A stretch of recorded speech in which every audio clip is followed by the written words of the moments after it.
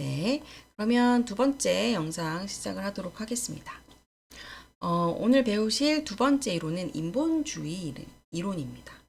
그래서 여기서는 이제 인본주의라는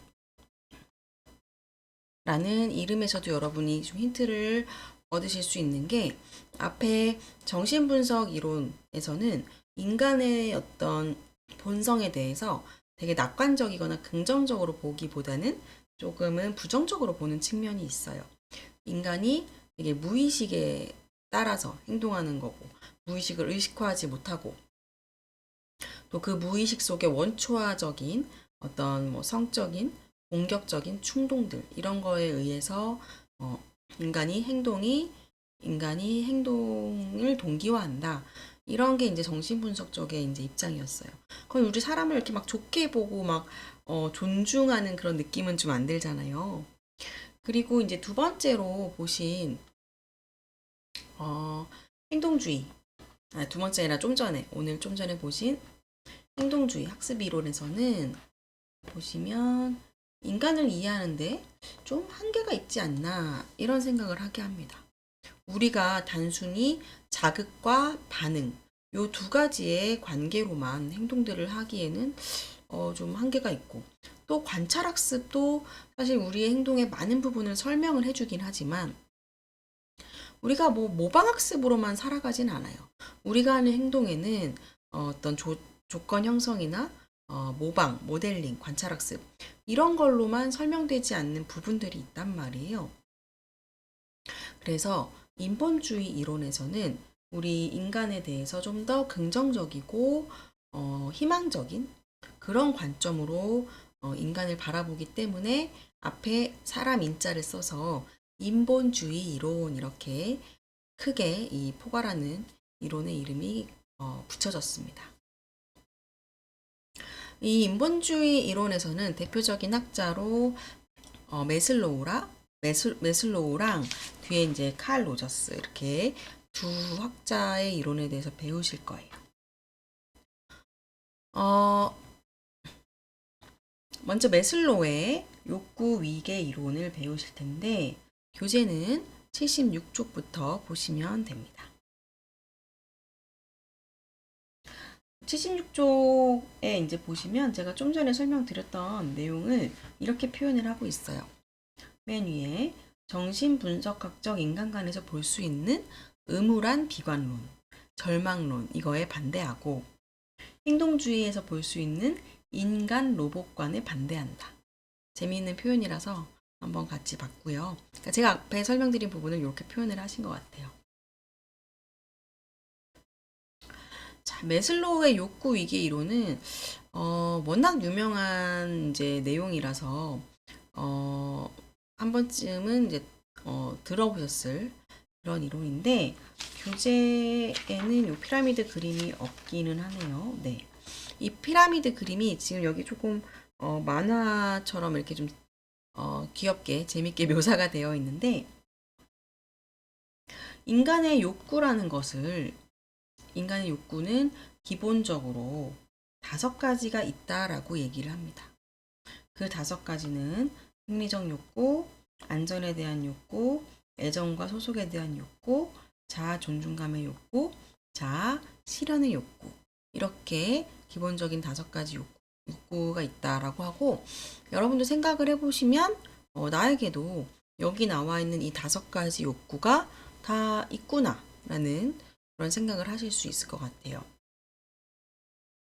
예를 들면은 이제 여러분이 대학에서 수업을 듣고 대학이라는 과정에 등록을 하고 수업을 듣고 이런 것들도 어떻게 보면 애정과 소속에 대한 욕구에 해당하는 걸 수도 있고, 또는 자아존중감, 내가 이런 공부를 통해서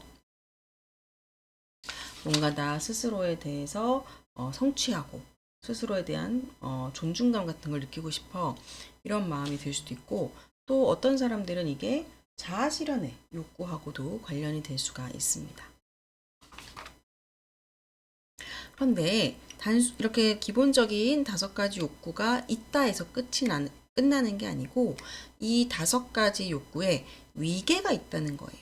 위계가 있다. 이게 이제 이 이론에서 중요하게 얘기하는 것인데, 위계가 있다는 것은 이 아래부터 보시면 이게 생리적 욕구고, 이 순서가 이 피라미드에서는 거꾸로입니다. 거꾸로 이렇게 올라간다고 보시면 돼요. 여기가 생리적 욕구, 여기가 안전의 욕구, 사랑과 소속 욕구, 자아존중감 욕구, 마지막이 자아실현 욕구인데, 위계가 있다는 것은 이 아래 단계의 욕구가 충분하게 이렇게 충족이 되지 않으면 윗 단계의 욕구가 별로 나타나지를 않는다는 거예요. 자, 우리가 여기 보시면 생리적 욕구에 보시면 뭐 숨을 쉬는 부분, 음식을 먹는 부분, 물, 성, 잠, 수면 이런 것들 나와 있어요. 이건 완전 우리의 생존하고 직결되는 그런 욕구들이거든요. 여러분이 지금 3일째 물을 못 마시고 있어. 3일째 뭐 어떤 자연재해 때문에 내가 갈증, 물을 못 마시는, 사실 이건 갈증 수준이 아니라 거의 이제 살고 죽냐의 문제가 되는 건데, 그런 상태에서 뭔가 자아 실현을 꿈꿀 수 있을까요? 3일째 내가 물을 못 마셨는데? 아니겠죠. 여러분 뭐 그때 이렇게 수업 들으시겠어요? 어떻게 해서든지 물을 한 방울이라도 마시기 위해서 물을 찾아서 떠나겠죠. 이렇게 제가 조금 과격하게 예를 들기는 했지만, 이런 생리적 욕구가 어느 정도 충족될 때 우리에게 그 다음에 이제 안전 욕구가 나타나게 되고, 자, 안전 욕구가 충분하게 잘 안 됐어요. 예를 들면 안전의 욕구가 잘 안 됐다는 것은 내가 계속 학대 상황에 노출이 돼야 돼. 누가 나를 이게 뭐 지인일 수도 있고 아닐 수도 있지만, 누가 나를 계속 뭐 때리거나 뭐 정서적인 학대를 한다거나 이런 학대 상황에 노출이 되면 빨리 여기서 벗어나서 내 안전을 다시 확보하는 게 너무 중요한 문제가 되기 때문에, 이때는 뭔가 뭐 친구를 만나서 우정을 쌓고 뭐 이럴 어떤 정신이 없습니다. 그래서 이렇게 우리의 욕구에는 위계라는 것이 있다라는 게 이 매슬로우의 욕구 위계 이론에서 되게 중요한 부분이 되는 거예요. 그러면 이제 각각의 욕구가 어떻게 구성되는지를 좀 살펴보도록 하겠습니다.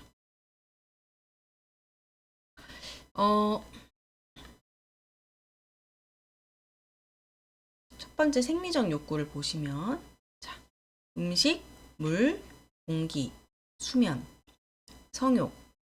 그래서 이런 것들로 구성이 되었어요. 그래서 보시면 알겠지만 필수 불가결하고 가장 강렬한 욕구들이다. 이렇게 보시면 될 것 같고요. 두 번째는 안전의 욕구입니다. 이거는 안전, 안정, 보호, 질서, 불안과 공포로부터의 해방, 이런 것들이 있고, 이건 어떻게 보면 여러분이 안정된 직장을 구하고 싶은 그 마음이 이 안전의 욕구와도 연결이 될 수 있어요. 안정된 직장을 구하지 못하면 당장 내가 월급을 받았다 안 받았다 이렇게 하면은 스트레스를 많이 받게 되죠. 내가 지금 월세를 낼지 못 낼지 모르는 상황. 물론 이제 그게 생리적 욕구에도 당연히 연결될 수가 있게 되고요. 내가 좀 안심하고 내가 뭐 한 2, 3년 정도는 이 회사에서 꾸준히 매달 얼마 정도의 급여가 들어올 거야. 이렇게 예상 가능해야 안전하다라는 마음이 들게 되는 거죠. 이 안전의 욕구와 아동의 발달하고 관련해서 보면, 부모가 너무 이렇게 뭐 자잘한 갈등 말고 좀 서로 뭐 폭력적인 말이나 행동을 하면서 큰 갈등을 자주 보여준다거나, 부모가 별거를 한다거나, 이혼을 했다거나, 부모 중에 한 명이 죽게 된다거나, 이런 문제는 아이의 안전의 욕구에 크게 타격을 주게 됩니다. 그래서 이런 일이 아동에게 일어나게 되면 아동의 심리적 안정감에 당연히 해가 되는 영향을 줄 수가 있어요. 근데 물론 이게 해가 된다고 해서 뭐 절대 이러면 안 된다라기보다는 이게 아이를 불안정하게 만들 수 있기 때문에 이 상황을 충분히 숙지를 하고 불안정한 아이의 어떤 심리적인 부분을 잘 케어해주고 지지해주는 게 되게 중요한 부분이다. 이렇게 여러분이 좀 생각을 하시면 좋을 것 같습니다. 세 번째는 애정과 소속의 욕구예요. 그래서 이것도 사실 매우 중요하죠. 어떤 사람들은 이 애정의 욕구를 좀 대수롭지 않게 치부하는 경우들도 있고, 또 갈수록 사람들이 이거를 좀, 예전보다는 덜 중요하게, 생각을 하시는 것 같은데, 저는 절대 그렇지 않다고 생각을 합니다. 이제, 쿨병에 걸렸다, 뭐 이런 얘기를 하기도 하잖아요. 사람들이 겉으로나 아니면 진짜 자기의 의식상에서는 나는 별로 혼자서 잘 살아. 그런 관계들 별로 필요 없어. 라고 얘기하고, 진짜 실제로도 혼자서 독립적으로 잘 지내는 분들도 많지만, 그게 진짜 그 사람의 내면 깊은 곳에 어떤 마음을 갖게 하는지, 그리고 이게, 나중에는 약간 우울이나 무기력과 같은 심리적 증상으로 나타나게 될 수도 있어요. 그래서 저는 이 세 번째 욕구도 매우 매우 중요하다고 생각을 하고, 현실 치료 이론에서는 현실 치료 이론에서도 인간의 기본적인 욕구를 제시를 하는데, 메슬로의 욕구랑은 조금 또 다르긴 한데요. 나중에 이제 배우실 텐데, 거기서는 이 애정, 관계적인 욕구를 가장 중요한 욕구라고 얘기를 하기도 합니다. 네 번째는 이제 자아존중감의 욕구. 이거는 기술을 습득하고 맡은 일을 해내고 이런 것들하고 좀 관련이 돼요. 작은 성취, 칭찬, 성공 이런 경험들이 자아존중감의 욕구를 충족을 시키게 되는데, 여기서는 두 가지로 이 자아존중감이 나눠집니다. 하나는 타인이 나를 존중해주는 자아존중감. 두 번째는 스스로가 자기를 높게 생각하는 자아존중감. 이 두 가지가 이제 두 가지로 자아존중감이 나눠지게 되고, 그래서 하나만 충족이 돼서는 좀 공허하거나 부족한 느낌이 들죠. 내가 외부에서는 존중을 많이 받고 인정을 많이 받는데 나 스스로는 그렇지 않다. 그래도 되게 공허한 마음이 들 것 같고요. 외부에서는 인정이나 존중을 하나도 못 받고 나 스스로만 자존감을 느낀다? 사실 그건 현실적으로 좀 쉽지는 않긴 한데, 그렇다고 해도 뭔가 항상 부족한 마음이 충족되지 않는 그런 마음이 들 것 같습니다. 다섯 번째, 자아실현의 욕구인데요. 이거는 인간에게 가장 높은 수준의 욕구다. 그래서 자신의 능력과 재능을 최대한 활용하는 성숙하고 건강한 사람이 이 자아실현의 욕구를 충족하면서 사는 그런 사람들이에요. 메슬로우는 이렇게 얘기를 합니다. 대부분의 사람이 이 욕구를 실현시키지 못한다. 저도 이제 그 부분이 되게 안타까운데, 실현하기 싫어서라기보다는 이제 어렸을 때부터 자아 실현의 방향으로 이렇게 양육되거나 이런 게 아닌 거예요. 그래서 제가 뭐 대학생들이랑 상담을 하거나 성인을 상담을 하거나 할 때도 진로에 대해서 자기가 정말 좋아하는 일이 아닌 경우에 대부분 사람들이 이렇게 얘기를 합니다. 오히려 좋아하는 일을 하고 사는 거 더 힘들다고 하던데요. 좋아하는 일을 하고 사는 사람이 세상에 얼마나 되겠어요. 이런 식으로 사회화가 많이 되어 있어요.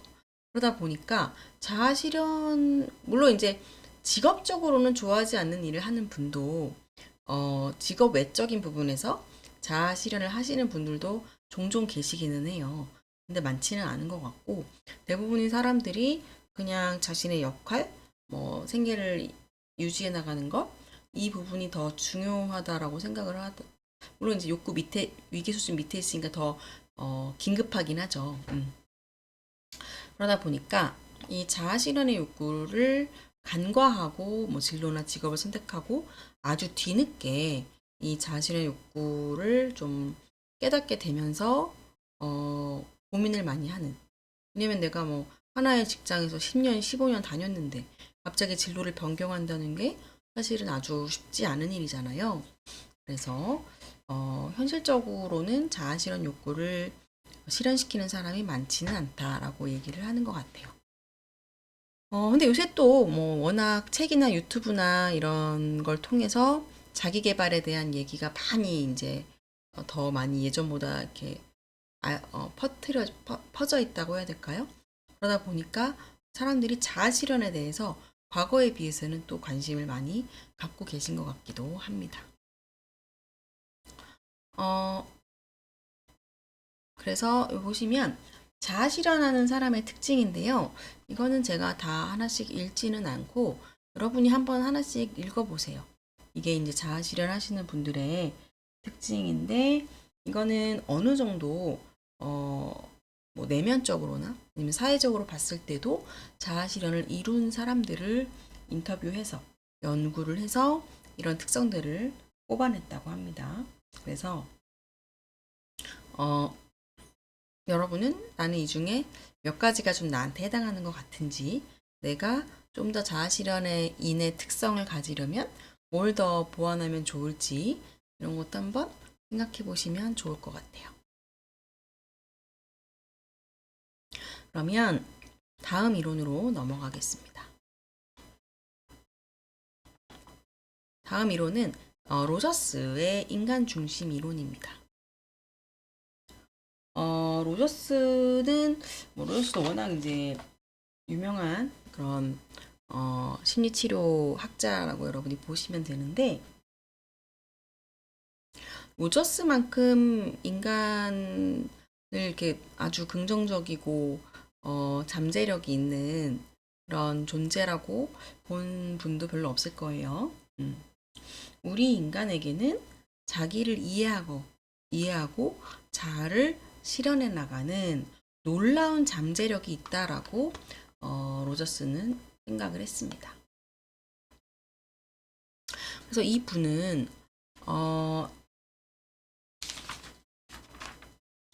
원래 이제 농업을 또 공부를 하셨었어요. 농업을 공부를 하시기도 했기 때문에 그 식물이 자라라는 걸 관찰하면서 이거를 인간하고 좀 연결을 시켜본 거예요. 자, 식물이 자랄 때 처음에는 어떤 상태인가요? 되게 눈에 잘 보이지 않는 씨앗 상태예요. 이렇게 아주 작은 씨앗 상태인데 이 씨앗을 이제 흙에다 심고 이 씨앗이 잘 자랄 수 있는 이런 충분한 환경을 제공을 하는 거죠. 뭐 물을 적절히 줘야 될 거고요. 토양도 너무 나쁘면 안 되죠. 어느 정도 비옥한 토양이어야 되고 햇빛이 잘 내리쬐야 되고 이렇게 적절한 환경이 잘 제공이 되면 이 씨앗은 싹을 터서 아주 잘 자라서 꽃과 열매를 맺게 될 수도 있는데 그게 아니라 적절한 환경이 제공이 안 된 거예요. 뭐 씨앗 자체가 좀 문제가 있었을 수도 있고 토양이 좀 잘 좋지 않았다거나 해가 잘 들지 않았다거나 이렇게 되면 이 씨앗이 원래 갖고 있던 이 잠재력을 펼칠 수가 없게 되는 거죠. 이 로저스는 인간에 대해서도 이렇게 바라봤습니다. 우리에게는 누구나 내면에 어마어마한 충분한 잠재력이 있는데 이것은 이 잠재력을 이렇게 꽃 피울 수 있는 심리적인 환경. 그러니까 이거는 외부의 환경도 분명히 우리의 심리적 환경에 영향을 주게 되는 건데 어쨌든 우리의 내적인 외적인 이런 환경이 충분히 잘 조성이 됐을 때 잠재력을 발휘하고 살아갈 수 있다라고 얘기를 하는 거죠. 이 로저스의 이론에서 이 자아라는 게 아주 중요한 개념으로 제공이 되는데요. 로저스는 일치성을 되게 중요하게 생각을 했습니다. 일치성. 예를 들면 좀 쉽게 예를 들면 한 뭐 여학생이라고 합시다. 여학생이 노래를 꽤 잘했어요. 그리고 자기는 뭐 노래하는 게 너무 좋고 노래할 때 막 살아있는 것 같고 그래서 가수를 하고 싶고 뭐 이런 여학생이 있었는데 이 여학생의 부모님이 완전 반대하는 거예요. 야, 너는 공부를 해서 뭐 좋은 대학에 가서 경영학을 공부해서 나중에 취직을 해라. 이런 식으로 한 거죠.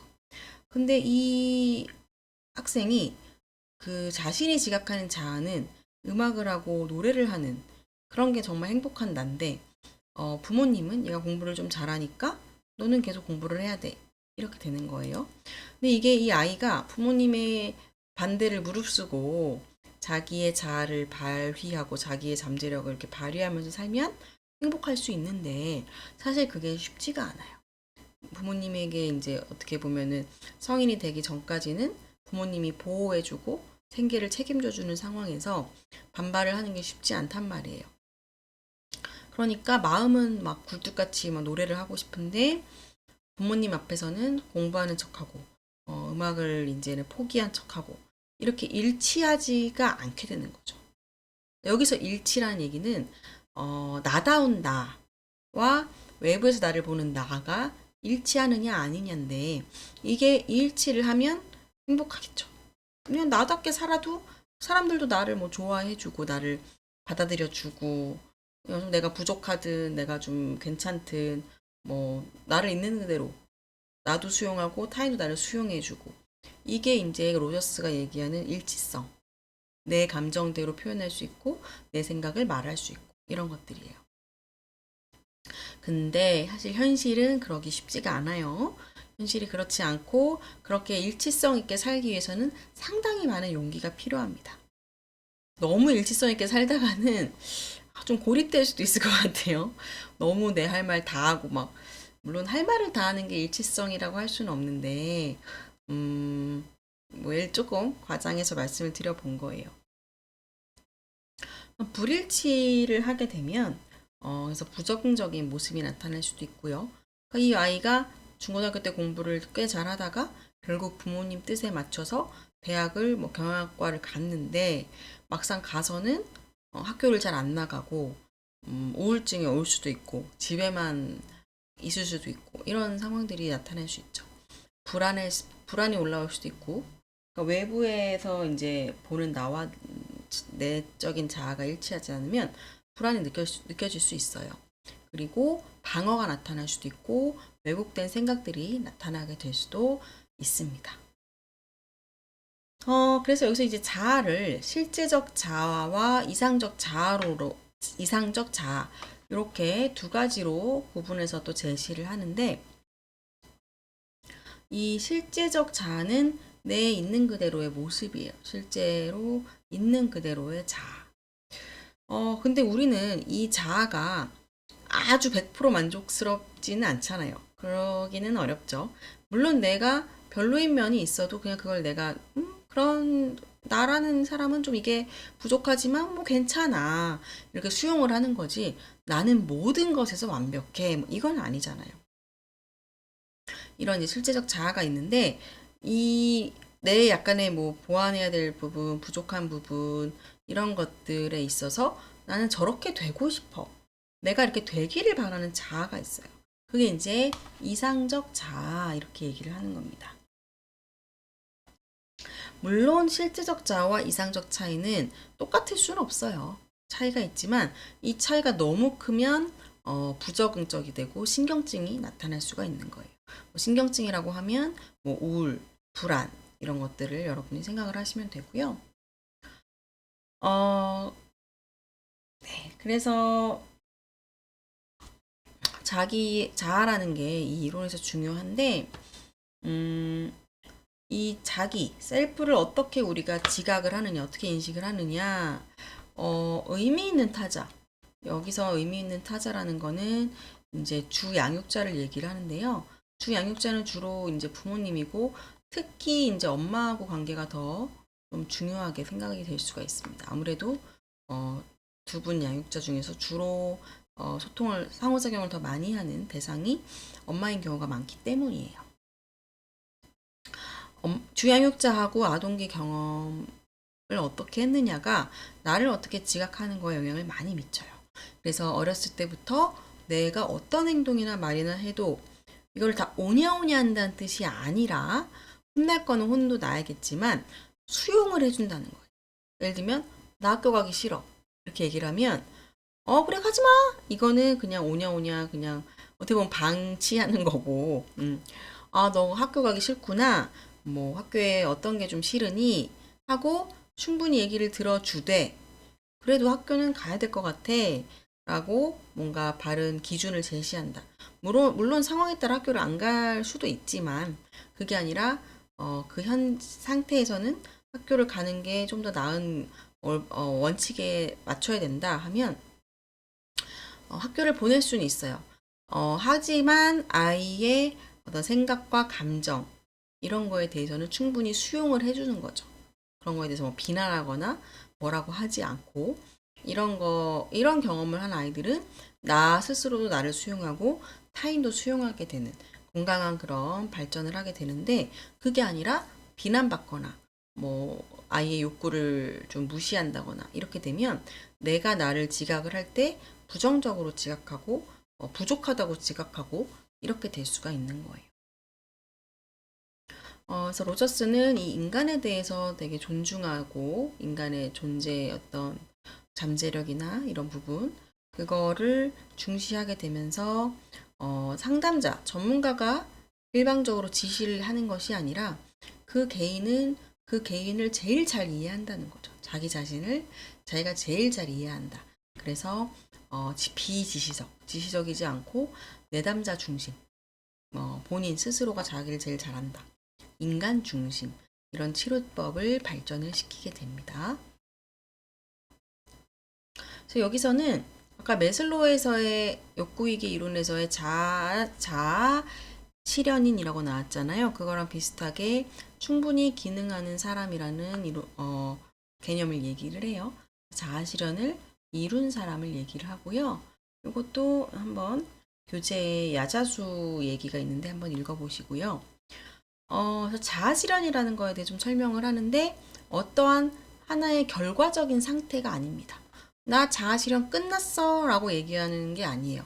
자아 실현은 죽을 때까지 죽을 때까지 서서히 계속해서 해나가는 과정이에요. 내가 목표를 세웠는데 자아 실현 목표를 세웠는데 그게 41살에 다 이루어져 버렸어. 그럼 남은 요새 이제 100세까지 산다는데 60년은 뭘 하면서 살아야 되겠어요. 그죠? 막 그냥 돈 많은 백수로 사는 것도 조금 즐겁겠지만 길게 장기적으로는 계속 즐겁지는 않거든요. 그래도 물론 그렇게 살아보고 싶긴 한데요. 어쨌든 때로는 어렵고 고통스러우며 그쵸? 자아 실현의 과정은 뭐 재밌고 즐겁기만 하지 않아요. 고통스러워요. 우리가 아는 유명한 자아 실현한 사람들 보면 다 역경과 고난을 딛고 자아 실현을 했잖아요. 그리고 인간의 능력에 대한 끊임없는 실현과 긴장이 수반된다. 하지만 우리 인간은 아무리 어려운 시련에도 굴하지 않고 꿋꿋하게 일어서는 불굴의 의지를 갖고 있다라고 이렇게 인간을 아주 긍정적으로 바라봅니다. 그래서 앞에 이제 메슬로의 이론에서 나타났던 욕구, 기본적 욕구, 그리고 로저스에서의 잠재력, 자아실현 이런 부분이 인간의 발달에 영향을 준다라고 이 이론들에서는 설명을 하고 있는 거예요. 자, 그러면 인간중심 이론은 여기까지 하고요. 인본주의 이론은 여기까지 하고 뒷부분 세 번째 영상에서는 동물 행동학적 이론, 생태학적 이론 두 가지에 대해서 설명을 드리도록 하겠습니다.